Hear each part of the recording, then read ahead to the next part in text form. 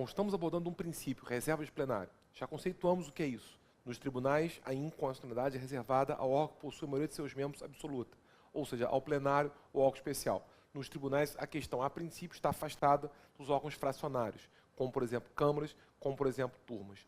No final do bloco anterior, colocamos 4 situações, para que, à luz dessas 4 hipóteses, nós possamos explicar profundamente esse princípio. As situações são essas, vamos agora, então, inaugurar essa nossa análise. Primeira situação é de juízo e constitucionalidade.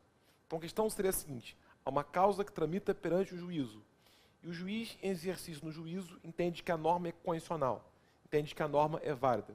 Repito, há uma causa que tramita perante o juízo, e o juiz, em exercício no juízo, entendeu que a norma seria constitucional, válida. Então, por exemplo, há uma causa que tramita perante a vara X, e o juiz, em exercício na vara X, entende que a lei Y seria constitucional, seria válida. Pergunto-lhes, nesse caso, o princípio é aplicável? Quais são as 2 palavras-chave? Tribunais e inconstitucionalidade. Tribunais e inconstitucionalidade são 2 condições cumulativas para que o princípio possa ser aplicado. Ele só será aplicado quando as 2 condições estiverem ao mesmo tempo presentes. O caso não é de tribunal, o caso é de juízo, que por si só já afastaria a aplicação desse princípio. Mas, além disso, o caso também não é de inconstitucionalidade, o caso é de constitucionalidade. Outro motivo pelo qual também se poderia afastar a aplicação desse princípio. Por um motivo ou pelo outro, o princípio, nesse caso, não é aplicado. Com o princípio aqui não é aplicado, esse rito será ordinário. Não há nada de especial. É o mesmo procedimento a ser seguido em qualquer processo que tenha uma questão prejudicial. O processo tramitará. Na fundamentação de sentença, o juiz vai declarar que a norma é constitucional e, no dispositivo, vai julgar o mérito dando aplicação à norma. Porque se ela é constitucional, é válida, tem que ser aplicada ao caso concreto. Veja, o processo vai tramitar. Em fundamentação de sentença, o juiz vai declarar a norma constitucional, válida, e no dispositivo vai julgar o mérito dando aplicação a ela, porque por ser válida, tem que ser aplicada ao caso concreto. Não há nada aqui de particular. A hipótese B é similar à hipótese A, com a única alteração de que o entendimento aqui é no sentido de que a norma seria inconstitucional. Então, continua a haver uma causa que tramita perante o juízo.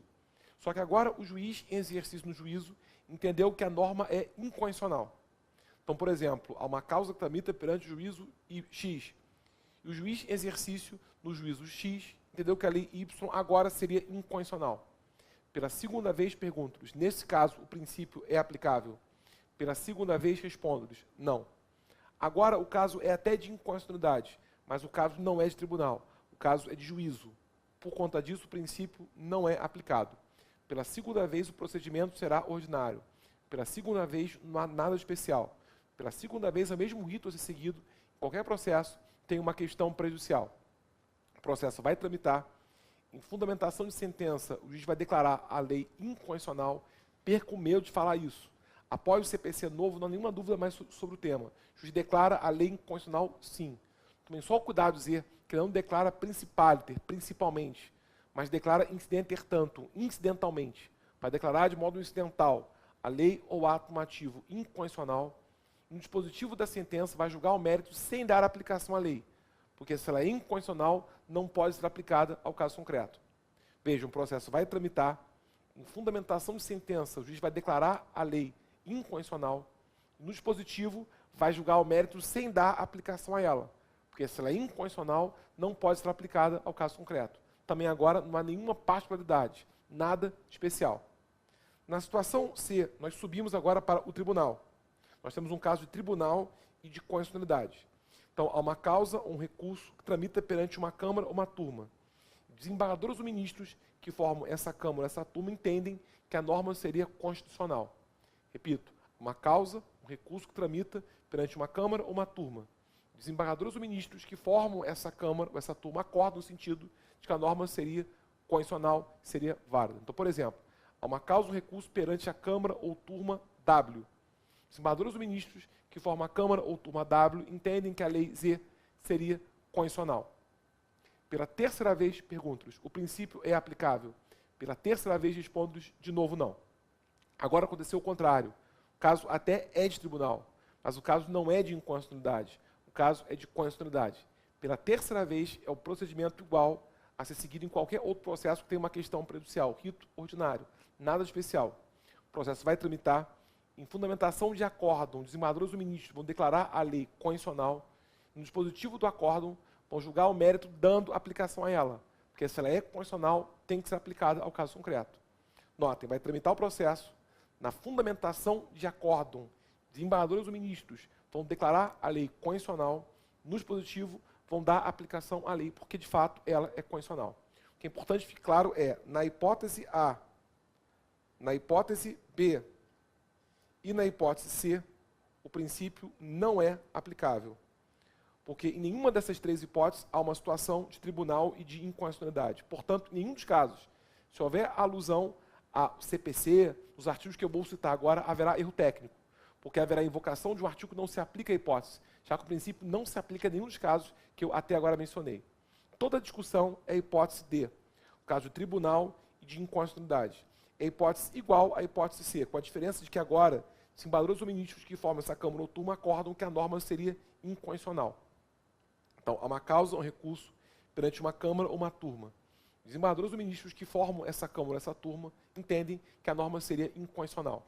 Então, há uma causa ou recurso perante a Câmara ou turma W. Desembargadores ou ministros que formam essa Câmara ou turma W entendem que a lei Z seria inconstitucional. Pela última vez, perguntas. O princípio agora é aplicável? Agora ele é aplicável. E só agora. Esse princípio só se aplica nessa hipótese, porque agora sim eu tenho um caso de tribunal e de inconstitucionalidade, como a Constituição manda, seguindo a hipótese que a Constituição de fato previu. E que vejam que nasce um paradoxo, porque aqui desembargadores ou ministros que formam um órgão fracionário têm poderes menores do que um magistrado monocrático, que ocupa um juízo. Porque se o juiz entender que a norma é inconstitucional, ele declara a norma inconstitucional e julga o mérito, sem dar aplicação a ela. Agora, desembargadores ou ministros, se entenderem que a norma é inconstitucional, a não ser que pertençam ao plenário ou órgão especial, enquanto ocuparem órgão fracionário, como Câmara, como turma, não podem declarar a lei ou ato normativo inconstitucional. Então, um caso tão estranho, porque aqui desembargadores ou ministros possuem poderes menores do que juízes. Porque desembargadores ou ministros fazem parte do órgão colegiado, fracionário, e o juiz ocupa o órgão monocrático. E aqui surge a seguinte situação. Desembargadores ou ministros que formam esse órgão fracionário entendem que a norma pode ser inconstitucional, mas não têm competência para declarar essa inconstitucionalidade. Uma coisa é entender, outra coisa é poder declarar. Entendem que ela é inconstitucional, mas lhes falece competência para declarar de modo solene que essa lei de fato, o ato normativo, possa ser inconstitucional. Para resolver esse imbróglio, vem ao nosso socorro o antigo CPC, nos artigos 480 a 482, e o novo CPC, entre os artigos 948 a 950. O novo CPC, entre esses artigos, regulamenta um rito especial que é formado por 3 atos. Quero ser bem didático, bem direto e bem concreto possível aqui. São 3 atos diferentes que formam esse rito. O primeiro ato será lavrado acórdão. Então, haverá a lavratura de um acórdão que formalize isso. Então, a Câmara ou turma W entendeu por maioria ou unanimidade que a lei X pode ser inconstitucional, mas não tem competência para declarar essa eventual inconstitucionalidade. Então, haverá lavratura de um acórdão para formalizar essa hipótese. Segundo ato, o processo será suspenso. Não tem como prosseguir o julgamento, até porque ele falece competência ao órgão para a declaração de inconstitucionalidade. Então, primeiro, haverá lavratura de acórdão. Segundo, ocorrerá suspensão do processo. E terceiro, os autos serão remetidos no estado que se encontrem ao plenário ou algo especial, ficando a Câmara ou turma vinculada ao que for lá entendido. Bom, se os autos são remetidos no estado que se encontrem ao plenário ou algo especial, ficando a Câmara ou turma vinculada ao que for lá entendido, na verdade o que nós temos é o seguinte: se o plenário ou algo especial entender que a norma é constitucional, o plenário ou algo especial declara a constitucionalidade, os autos voltam à Câmara ou turma, que julgará o mérito dando aplicação à lei ou ato normativo, porque o plenário ou algo especial entendeu que a norma é constitucional. Mas, se o plenário ou algo especial entender que a norma é inconstitucional, o plenário ou algo especial declara a inconstitucionalidade, os autos voltam à Câmara ou turma, que julga o mérito sem dar aplicação à lei ou ato normativo, porque o plenário ou algo especial entendeu que a norma é inconstitucional. Em outras palavras, havendo declaração de constitucionalidade no plenário ou no algo especial, a Câmara ou turma julgará o mérito com a aplicação da lei ou do ato normativo. Havendo declaração de inconstitucionalidade no plenário ou no algo especial, a Câmara ou turma julgará o mérito sem aplicação da lei ou do ato normativo. E, no fim das contas, o princípio é respeitado, Porque se houver a declaração de inconstitucionalidade, não será da Câmara ou turma, será do plenário ou do órgão especial. Tem condições para isso, porque tem maioria de membros absolutos desse tribunal. No fim das contas, se respeita o princípio, reserva de plenário. Declaração de inconstitucionalidade nos tribunais está reservada ao plenário ou ao órgão especial, porque o segundo pode fazer as vezes do primeiro. E o princípio, assim, vem a ser satisfeito. Basicamente, esse é o rito que o novo CPC regula para o princípio reserva de plenário. Repito, labra-se acórdão, suspende-se o julgamento, remetem-se os autos ao plenário ou órgão especial, ficando a Câmara ou turma vinculado ao que for lá entendido. Se se entender que essa norma é constitucional, o plenário ou órgão especial declara a constitucionalidade, os autos voltam à Câmara ou turma, que julgará o mérito com a aplicação da lei ou do ato normativo, porque ele é constitucional.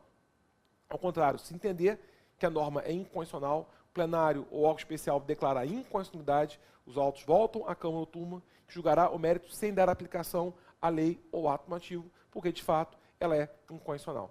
Basicamente, a ideia é essa.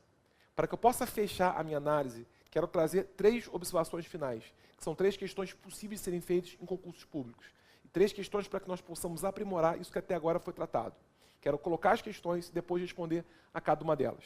Primeira grande dúvida: que nome técnico se dá a esse rito? Às vezes a banca não quer que os senhores digam que rito é esse, mas nomine esse rito. Que nome técnico isso tem? Que nome se dá a esse rito?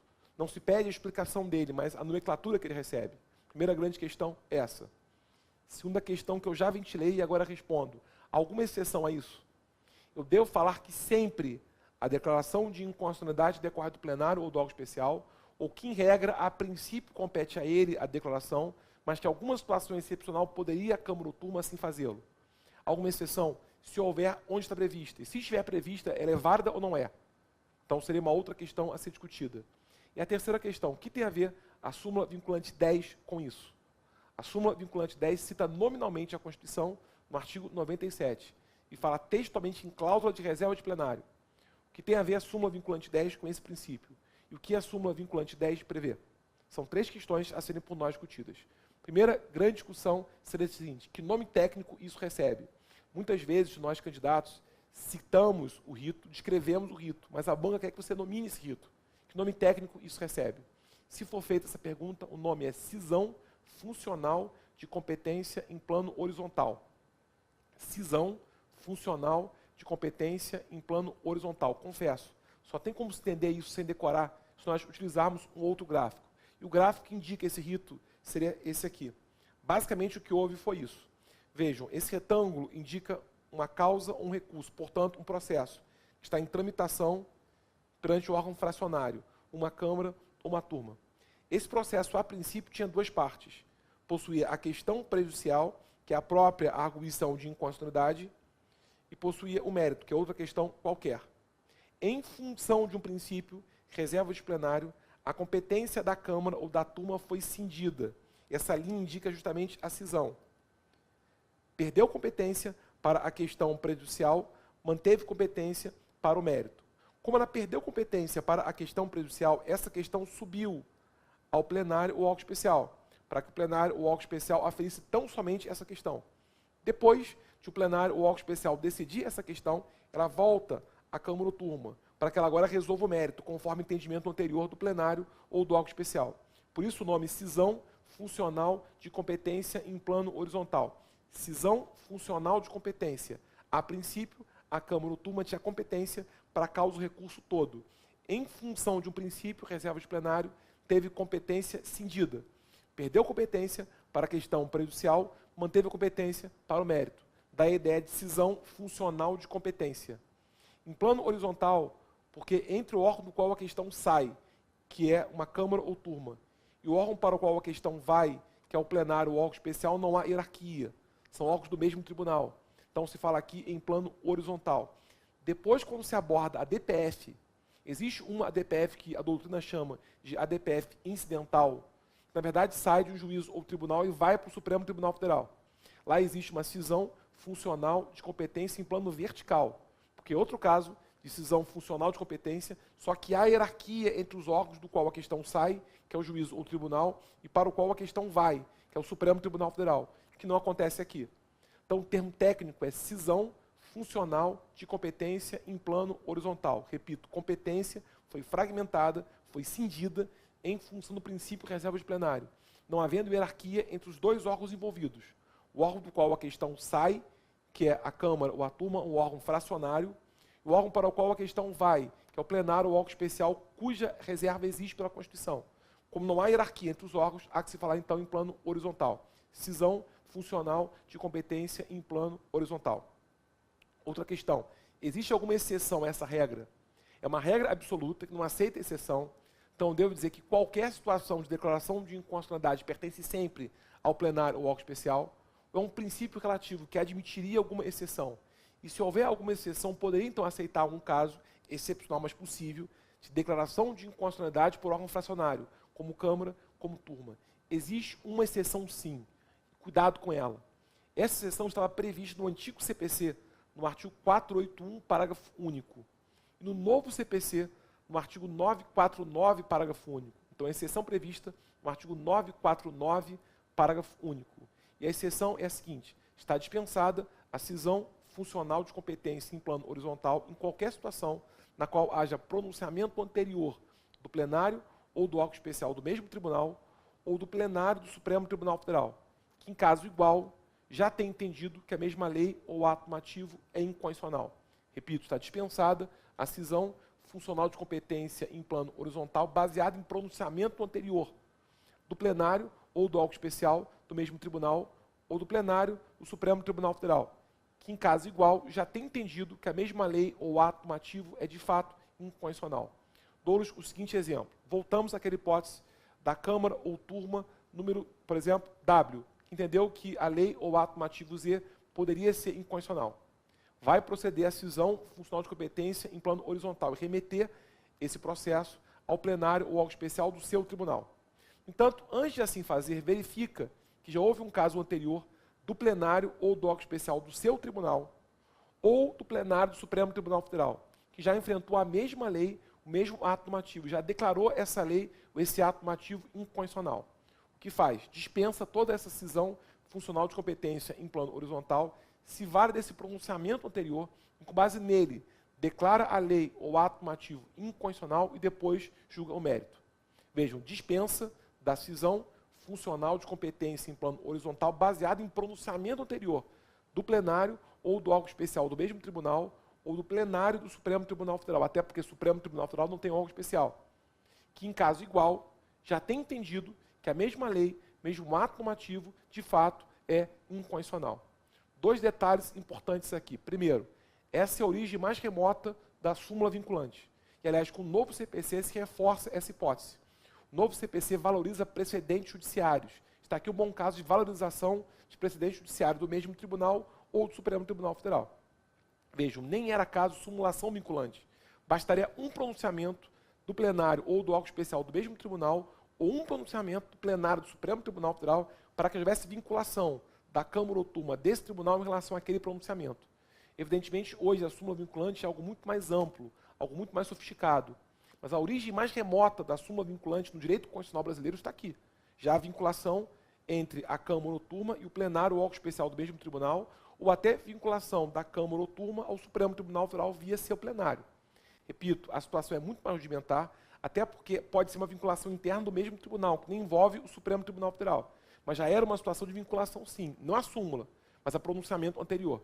Repito, com o novo CPC, dá maior valor a pronunciamentos jurisdicionais, o precedente se configura. E está em harmonia com o pensamento do novo CPC sobre essa matéria. E uma outra advertência interessante é de que está suplantada qualquer dúvida sobre a validade ou não desse dispositivo.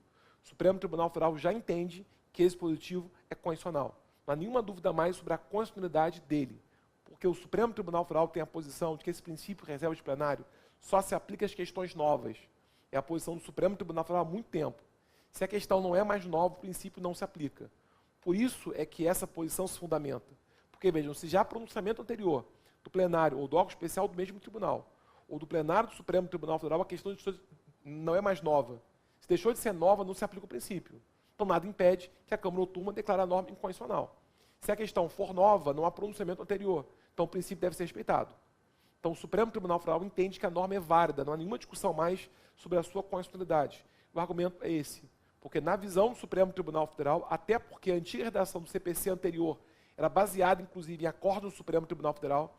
O princípio de reserva de plenário só se aplica às questões novas. Repito, se a questão já foi tomada antes em consideração, deixou de ser nova. Então, o princípio não se aplica. Nada impede que a Câmara ou turma julgue o mérito, sem levar a questão ao plenário ou algo especial do mesmo tribunal. Então, a dúvida sobre a validade ou não disso está superada. A norma, sim, é válida. O Supremo Tribunal Federal entende que ela é constitucional, mesmo criando uma lei, exceção à Constituição, mas seria válida por conta desse entendimento. E a terceira observação é a seguinte: o que prevê a súmula vinculante 10? A súmula vinculante 10, na verdade, manda aplicar esse princípio em qualquer situação na qual o tribunal, mesmo não declarando a lei ou ato normativo inconstitucional, afaste a sua aplicação do caso concreto. Explico. Em algumas situações, não é necessário que o tribunal declare de modo solene a lei ou ato normativo inconstitucional, mas usando técnicas decisórias, ele pode obter o mesmo efeito prático. Qual é o efeito prático de uma declaração de inconstitucionalidade? É negar a aplicação da lei ou ato normativo ao caso concreto. Há técnicas que o tribunal pode fazer uso, na qual ele, sem declarar a lei ou ato normativo inconstitucional, pode obter o mesmo efeito, que é afastar a aplicação da lei ou do ato normativo ao caso concreto.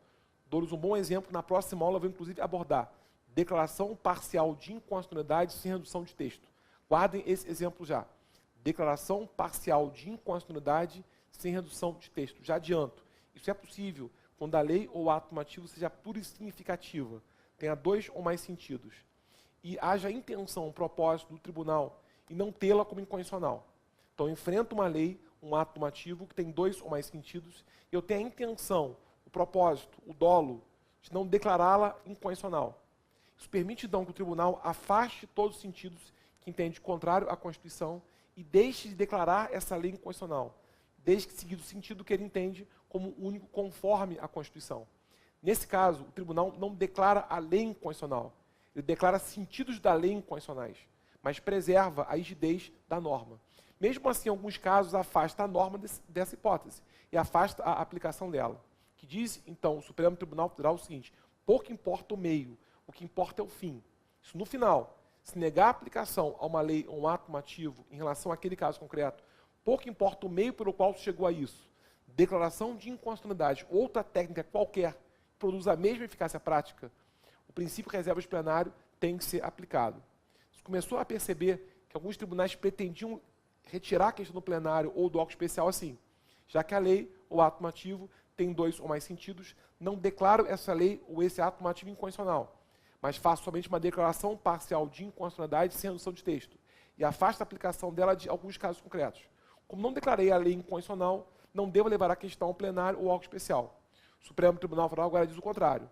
Em qualquer situação na qual se afaste a aplicação da lei ou do ato normativo do caso concreto, qualquer que seja o meio pelo qual se chegue a isso, declaração de inconstitucionalidade ou outra técnica decisória qualquer, o princípio de reserva de plenário tem que ser respeitado. Então a questão deve ser levada ao plenário ou ao especial do mesmo tribunal, a não ser que seja, evidentemente, a situação de exceção já falada do artigo 949, parágrafo único do CPC. Aí, pela legislação, se afasta a aplicação da norma. Se não for aquele caso, tem que se levar a questão ao plenário ou ao especial. Como a questão é súmula vinculante, se não houver respeito a ela, cabe reclamação ao Supremo Tribunal Federal, para que ele garanta a autoridade da sua simulação vinculante. Então, cuidado, a súmula vinculante 10 não atenta tanto para o meio, mas atenta mais para o fim. Se no final o efeito prático for verificado, o princípio tem que se aplicar sim. Portanto, esse princípio não se aplica só à declaração de inconstitucionalidade, se aplica a qualquer situação de inaplicação de norma legal, por declaração de inconstitucionalidade ou não, seja qualquer técnica utilizada. Repito, na próxima aula vamos aprofundar esse estudo, declaração parcial de inconstitucionalidade, sem redução de texto, até fazendo comparação entre ela e interpretação conforme a Constituição. Mas isso é matéria para a próxima aula nossa. Fechamos então outro tema, que é o tema ligado a, conforme colocado, reserva de plenário. Último tema, para que nós possamos fechar o controle concreto e incidental, é a suspensão de execução.